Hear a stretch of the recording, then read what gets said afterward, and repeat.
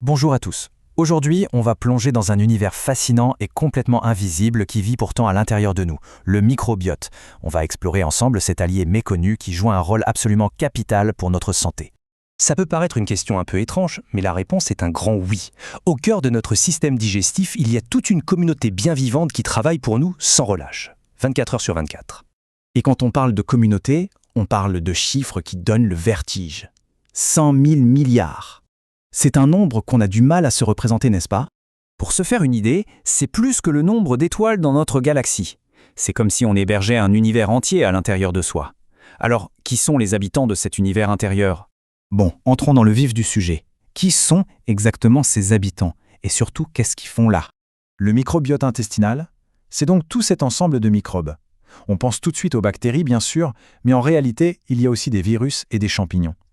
C'est un véritable écosystème, très complexe, qui pèse plus d'1 kilo dans notre corps. La densité et la diversité de ce monde sont juste incroyables.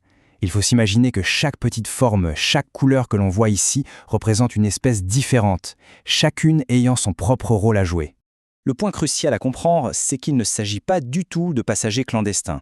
C'est une relation de symbiose. On leur offre un foyer et de quoi manger, et en retour, ils nous fournissent des services absolument essentiels. C'est un vrai partenariat. Et ce partenariat, il évolue tout au long de la vie. Il commence à se mettre en place dès la naissance, il se diversifie énormément pendant l'enfance, et puis, à l'âge adulte, il continue d'être modelé par nos choix de tous les jours. Rien n'est jamais figé. Allez, passons maintenant à la partie la plus fascinante. Que fait exactement cet allié pour nous? Quels sont ses super pouvoirs? Cette vision d'ensemble montre bien à quel point ses fonctions sont variées. Bien sûr, il y a la digestion, mais ce n'est pas tout. Il aide à fabriquer des vitamines, il nous protège contre les microbes indésirables, il va même jusqu'à communiquer avec notre cerveau. Son influence s'étend vraiment à tout l'organisme. Pour simplifier, on peut se concentrer sur 3 rôles clés. D'abord, la digestion. Il s'occupe de décomposer des fibres que nos enzymes ne savent pas gérer et il en libère de l'énergie. Ensuite, la production. Il fabrique des vitamines vitales, comme la vitamine K. Et enfin, la protection. Il agit comme un vrai bouclier, une barrière vivante contre les mauvais microbes. En plus de tout ça, un microbiote en bonne santé, c'est le garant d'un transit intestinal régulier.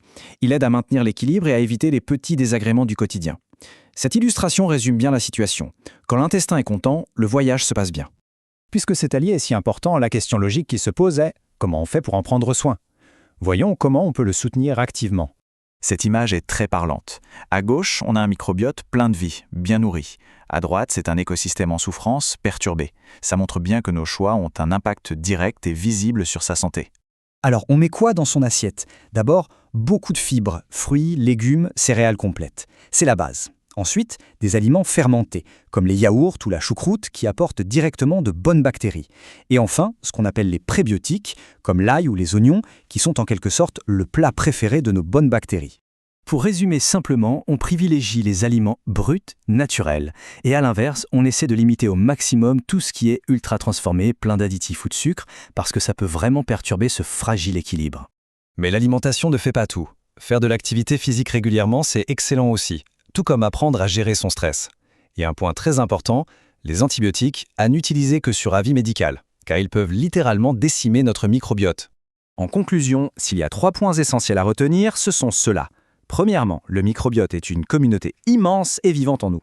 Deuxièmement, ses fonctions sont critiques pour notre digestion, notre immunité et notre nutrition. Et enfin, la bonne nouvelle, c'est qu'un mode de vie sain est la meilleure façon de le chérir et de le renforcer. Cet allié intérieur travaille pour nous sans relâche, chaque seconde de notre vie. La question qui se pose est donc simple. Comment peut-on, chacun à son échelle, le soutenir en retour?